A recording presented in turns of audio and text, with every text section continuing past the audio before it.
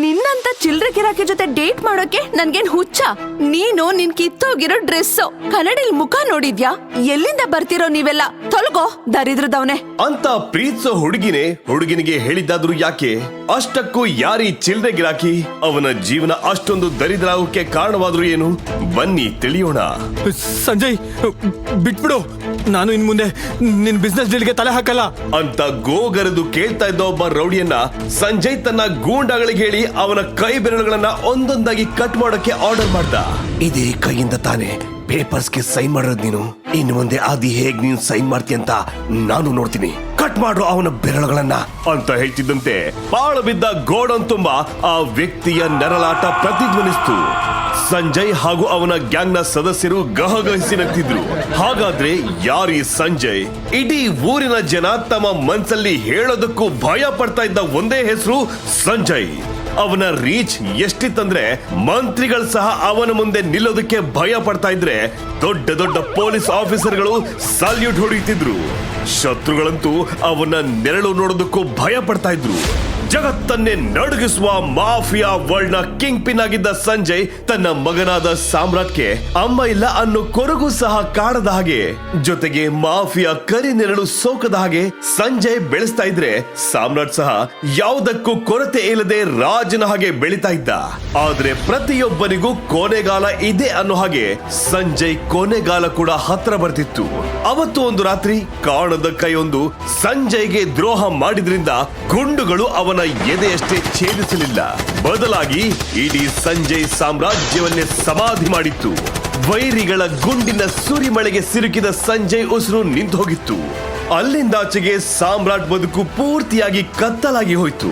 ಅಪ್ಪನ ಹೆಸರು ಅಳಿಸಿ ಹಾಕಿದವರು ಅಲ್ಲಿಗೆಲ್ಲ ಮುಗಿತು ಅಂತ ಹಬ್ಬ ಮಾಡಿದ್ರೆ ಸಾಮ್ರಾಟ್ ಮಾತ್ರ ಅದು ಹೇಗೋ ಜೀವ ಉಳಿಸ್ಕೊಂಡು ಅನಾಥಾಶ್ರಮ ಸೇರಿದವನು ಕಷ್ಟಪಟ್ಟು ಓದಿ ಡಿಗ್ರಿ ಮಾಡ್ಕೊಂಡು ತಾನಾಯ್ತು, ತನ್ನ ಪಾಡಾಯ್ತಂತ ಡೆಲಿವರಿ ಬಾಯ್ ಕೆಲಸ ಮಾಡ್ಕೊಂಡು ಹೇಗೋ ಜೀವನ ಮಾಡ್ತಾ ಇದ್ದ. ಆದ್ರೆ ವಿಧಿ ಅವನ ಹಣೆಯಲ್ಲಿ ಏನ್ ಬರ್ದಿತ್ತು ಅನ್ನೋದು ಮಾತ್ರ ಯಾರಿಗೂ ಗೊತ್ತೇ ಇರ್ಲಿಲ್ಲ. ಯಾವಾಗ್ಲೂ ಒಬ್ಬಂಟಿಯಾಗಿ ಇರ್ತಿದ್ದ ಸಾಮ್ರಾಟ್ ಜೀವನದಲ್ಲಿ ಅಪ್ಸರೆಯಂತೆ ಅವನ ಜೀವನ ಸಂಗಾತಿ ಆಗ್ತೀನಂತ ಎಂಟ್ರಿ ಕೊಟ್ಟ ವೈಭವಿ ಅವನ ಹಿಂದೆನೆ ಸುತ್ತಾಡ್ತಿದ್ಲು. ವೈಭವಿ ಮಿಡಲ್ ಕ್ಲಾಸ್ ಹುಡುಗಿ. ಸಾಮ್ರಾಟ್ ಸ್ಟೇಟಸ್ ಏನು ಅಂತ ಗೊತ್ತಿದ್ದು ಅವನನ್ನ ಅವಳು ಪ್ರಾಣಕ್ಕಿಂತ ಹೆಚ್ಚಾಗಿ ಪ್ರೀತಿಸ್ತಾ ಇದ್ದಿದ್ದು ಸಾಮ್ರಾಟ್ಗೆ ವಿಚಿತ್ರ ಅನಿಸಿದ್ರು ಅವನು ಅವಳಿಗೆ ಯಾವುದೇ ರೀತಿಯಲ್ಲಿ ಕಡಿಮೆ ಆಗ್ಬಾರ್ದಂತ ಚಿನ್ನದ ಗೊಂಬೆ ತರ ಟ್ರೀಟ್ ಮಾಡ್ತಿದ್ದ.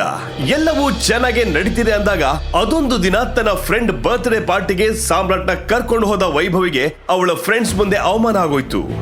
ಏನೇ ವೈಭವಿ, ಡ್ರೆಸ್ ಪರ್ಚೇಸ್ ಮಾಡುವಾಗ ಬ್ರ್ಯಾಂಡ್ ನೋಡು. ನೀನು ಬಾಯ್ ಫ್ರೆಂಡ್ ಸೆಲೆಕ್ಟ್ ಮಾಡುವಾಗ ಅಟ್ಲೀಸ್ಟ್ ಅವನು ನಿನ್ ಸ್ಟ್ಯಾಂಡರ್ಡ್ಗೆ ಇದಾನಾ ಇಲ್ವಾ ಅಂತ ನೋಡ್ಲಿಲ್ವಾ? ಪ್ರೀತಿಗೆ ಕಣ್ಣಿಲ್ಲ ಅನ್ನೋದು ನಿಜ ಆಯ್ತು ಬಿಡು ಅಂತ ಹೇಳಿದ್ದನ್ನ ಕೇಳಿ ವೈಭವಿಗೆ ಸಿಟ್ಟು ಬಂತು. ತನ್ನ ಫ್ರೆಂಡ್ಸ್ ಮುಂದೆ ಸಾಮ್ರಾಟ್ ನಿಂದಾಗಿ ತನಗೆ ಅವಮಾನ ಆಗಿದ್ದನ್ನ ಅವಳಿಂದ ಸಹಿಸೋಕಾಗಿಲ್ಲ. ಆದ್ರೆ ಪಬ್ಲಿಕ್ ಪ್ಲೇಸ್ ನಲ್ಲಿ ಸುಮ್ನೆ ಕಿತ್ತಾಡೋದು ಬೇಡ ಅಂತ ಸುಮ್ನಾದ ಅವಳು ಪಾರ್ಟಿ ನಡೆಯೋ ರೂಮ್ ನಿಂದ ಹೊರಗೆ ಹೋಗಿ ಯಾರಿಗೋ ಕಾಲ್ ಮಾಡಿದ್ಲು. 2 ನಿಮಿಷ ಕಳೆದು ಬಂದ ವೈಭವಿ ಡ್ರಿಂಕ್ಸ್ ಕೌಂಟರ್ ಹತ್ರ ಹೋಗಿ ಅಲ್ಲೇ ಇದ್ದ ವೇಟರ್ ಕೈಗೆ ಅದೇನೋ ಒಂದು ಸ್ಮಾಲ್ ಪ್ಯಾಕೆಟ್ ಕೊಟ್ಟು ಅವನ ಕಿವಿಯಲ್ಲಿ ಅದೇನೋ ಹೇಳಿದ್ಲು. ಅವನು ಕೂಡ ಸರಿ ಅಂತ ತಲೆ ಅಲ್ಲಾಡಿಸಿ ಅವನ ಕೆಲಸ ಕಂಟಿನ್ಯೂ ಮಾಡ್ದ. ಅದಾದ್ಮೇಲೆ ವೈಭವಿ ಸಾಮ್ರಾಟ್ ಬಳಿ ಬಂದು ವೇಟರ್ ರೆಡಿ ಮಾಡಿ ಇಟ್ಟಿದ್ದ ಒಂದು ಡ್ರಿಂಕ್ಸ್ ನ ಸಾಮ್ರಾಟ್ ಕೈಗೆ ಕೊಟ್ಟು ಚಿಯರ್ಸ್ ಅಂತ ಹೇಳಿದ್ಲು. ಸಾಮ್ರಾಟ್ ಕೂಡ ಅದನ್ನ ಕುಡಿದು ಬಿಟ್ಟ. ತಕ್ಷಣ ವೈಭವಿ ಸಾಮ್ರಾಟ್ ಕಡೆ ನೋಡ್ತಾ ಸಿಟ್ಟಲ್ಲಿ, ನಿನ್ನಂತ ಚಿಲ್ರೆ ಗಿರಾಕಿ ಜೊತೆ ಡೇಟ್ ಮಾಡೋಕೆ ನನ್ಗೇನ್ ಹುಚ್ಚ? ನೀನು ನಿನ್ ಕಿತ್ತೋಗಿರೋ ಡ್ರೆಸ್ ಕನ್ನಡಿಲ್ ಮುಖ ನೋಡಿದ್ಯಾ? ಎಲ್ಲಿಂದ ಬರ್ತಿರೋ ನೀವೆಲ್ಲ? ತೊಲಗೋ ದರಿದ್ರದವನೆ ಅಂತ ಹೇಳಿದ್ದನ್ನ ಕೇಳಿ ಸಾಮ್ರಾಟ್ ಬೆಚ್ಚಿ ಬಿದ್ದ. ಅವನು ಅವಳ ಹತ್ರ ಯಾಕೆ ಈ ರೀತಿ ಹೇಳ್ದೆ ಅಂತ ಕೇಳೋ ಮೊದಲೇ ಸಾಮ್ರಾಟ್ಗೆ ತಲೆ ಸುತ್ತ ಬಂದ್ಬಿಟ್ಟು ಅಲ್ಲೇ ದೊಪ್ಪತ್ತ ಬಿದ್ಬಿಟ್ಟ. ಅದನ್ನ ನೋಡಿ ವಿಕೃತ ನಗು ಬೀರಿದ ವೈಭವಿ ತಕ್ಷಣ ಅದ್ಯಾರಿಗೋ ಫೋನ್ ಮಾಡಿ ಎಲ್ಲ ರೆಡಿ ಇದೆ ಅಂತ ಹೇಳಿ ಅಲ್ಲಿಂದ ಹೊರಟೋದ್ಲು. ತಲೆ ತಿರುಗಿ ಬಿದ್ದಿದ್ದ ಸಾಮ್ರಾಟ್ ಮಾರನೇ ದಿನ ಬೆಡ್ರೂಮ್ ನಲ್ಲಿ ಎದ್ದಾಗ ಅವನಿಗೆ ಹಿಂದಿನ ದಿನ ಡ್ರಿಂಕ್ಸ್ ಮಾಡಿದ್ ಮಾತ್ರ ನೆನ್ಪಿತ್ತು. ತಾನೆಲ್ಲಿದ್ದೀನಿ ಅಂತ ಸುತ್ತಮುತ್ತ ನೋಡಿದ ಸಾಮ್ರಾಟ್ ಎದೆ ಬಡಿತ ಒಮ್ಮೆಲೆ ನಿಂತೋಯ್ತು. ಅದು ಅವನ ರೂಮ್ ಆಗಿರ್ಲಿಲ್ಲ, ಬದಲಾಗಿ ಒಂದು ಐಷಾರಾಮಿ ಸೂಟ್ ಆಗಿತ್ತು.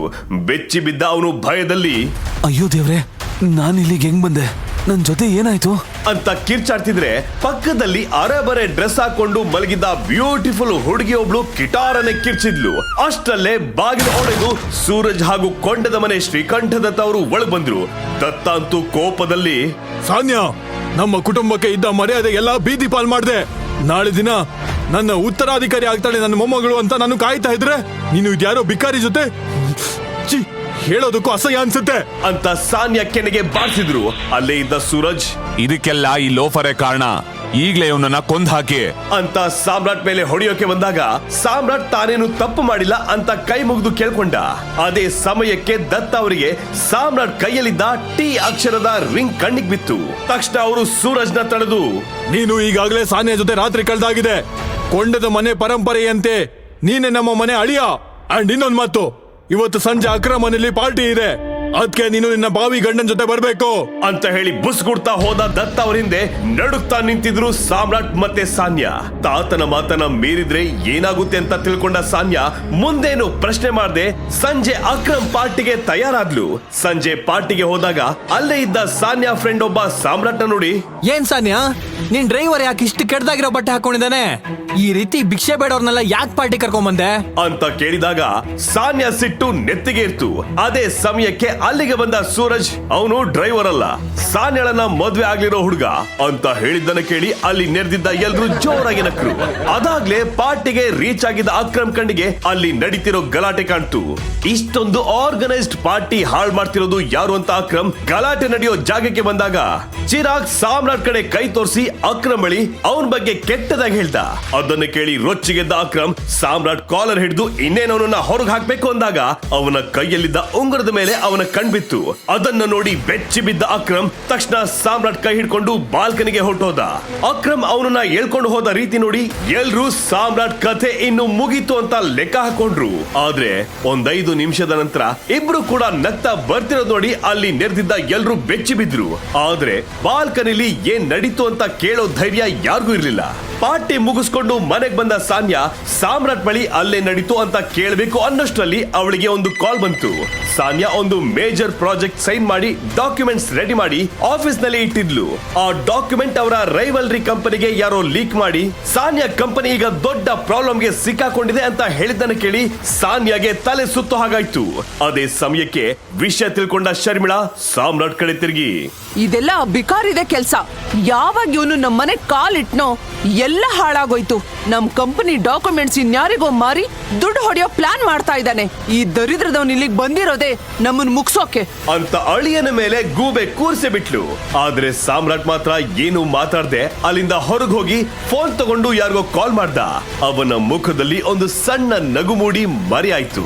ಮಾರನೇ ದಿನ ಸಾನ್ಯಾ ಆಫೀಸ್ಗೆ ಹೋದಾಗ ಅವಳ ಕಂಪನಿ ಇಶ್ಯೂ ಎಲ್ಲ ಸಾಲ್ವ್ ಆಗಿ ಕಂಪನಿ ನೇಮ್ ಅಂಡ್ ಫೇಮ್ ಬಚಾವಾಗಿತ್ತು. ಅದೇ ಸಮಯಕ್ಕೆ ಅಲ್ಲಿಗೆ ಬಂದ ಸಾನ್ಯಾ ಫ್ರೆಂಡ್ ಚಿರಾಗ್ ಅವಳಿಗೆ ಅಂತ ಒಂದು ಡೈಮಂಡ್ ರಿಂಗ್ ನ ಗಿಫ್ಟ್ ಬಾಕ್ಸ್ ನಲ್ಲಿ ತಂದಿದ್ದ. ಅದನ್ನ ನೋಡಿ ಸಾನ್ಯಾ, ಇದೆಲ್ಲ ಯಾಕೆ ಚಿರಾಗ್? ಇವತ್ತು ನನ್ ಬರ್ತಡೇ ಅಲ್ವಲ್ಲ?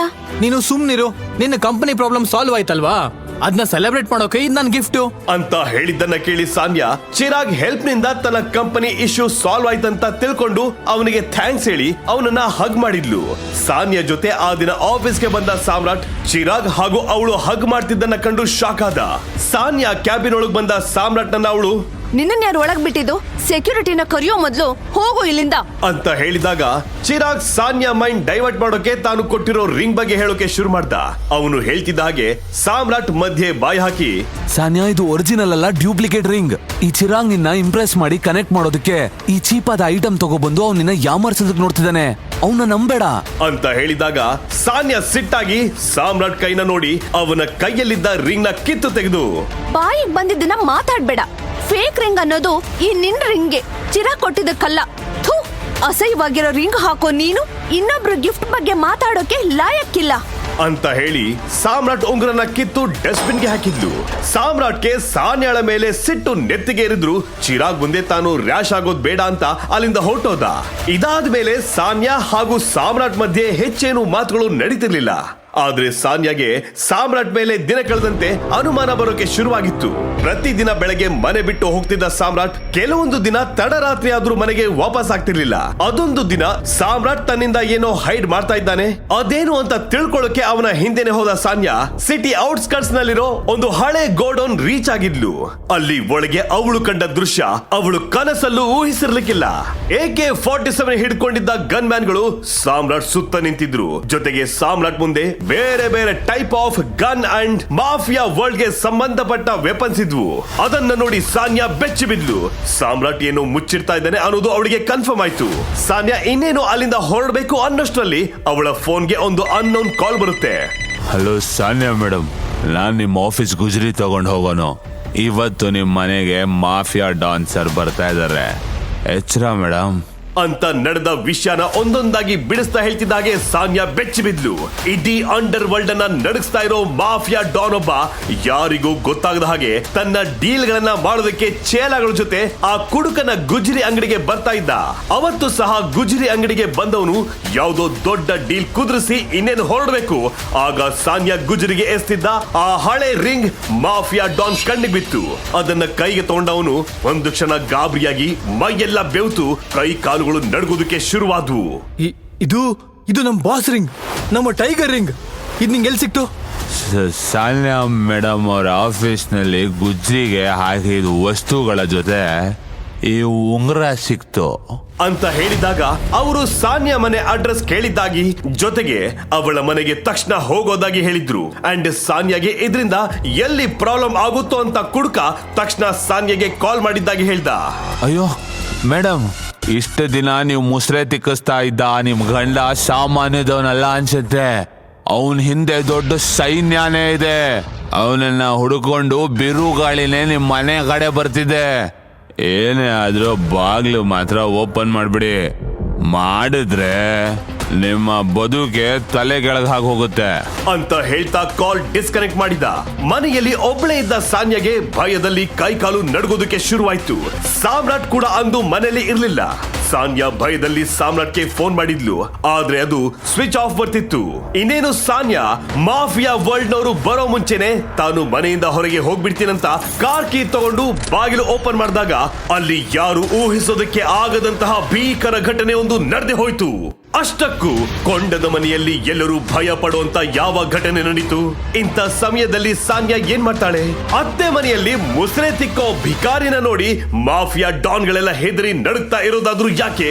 ಸಾಮ್ರಾಟ್ ಕೈಯಲ್ಲಿದ್ದ ಉಂಗುರಕ್ಕೂ ಜನ ಟೈಗರ್ ಅಂತ ಹೇಳ್ತಾ ಇರೋ ವ್ಯಕ್ತಿಗೂ ಇರೋ ಕನೆಕ್ಷನ್ ಆದ್ರೂ ಏನಿರಬಹುದು? ಸಾಮ್ರಾಟ್ ಜೀವನ ಸಾನ್ಯಾ ಜೊತೆ ಗಂಟು ಬೀಳೋಕೆ ವೈಭವಿನೇ ಮೇನ್ ಕಾರಣನ? ಅದರಿಂದ ಅವಳಿಗೆ ಸಿಕ್ಕಿರೋ ಲಾಭ ಆದ್ರೂ ಏನು? ಶ್ರೀಕಂಠ ದತ್ತ ಅವರು ಸಾಮ್ರಾಟ್ ಕೈಯಲ್ಲಿ ಅದೇನ್ ಕಂಡು ಅವನನ್ನ ಸುಮ್ನೆ ಬಿಟ್ರು. ಕಥೆಯಲ್ಲಿ ಮುಂದೇನಾಯ್ತು ಅಂತ ತಿಳಿಯೋಕೆ ಈಗಲೇ ಡೌನ್ಲೋಡ್ ಮಾಡಿ ಪಾಕೆಟ್ FM ಮತ್ತು ಕೇಳಿ ಮಾಫಿಯಾ ಜಗತ್ತಿನ ಫೇಮಸ್ ಸ್ಟೋರಿ ಟೈಗರ್ ರಿಟರ್ನ್ಸ್ ಕೇವಲ ನಿಮಗಾಗಿ.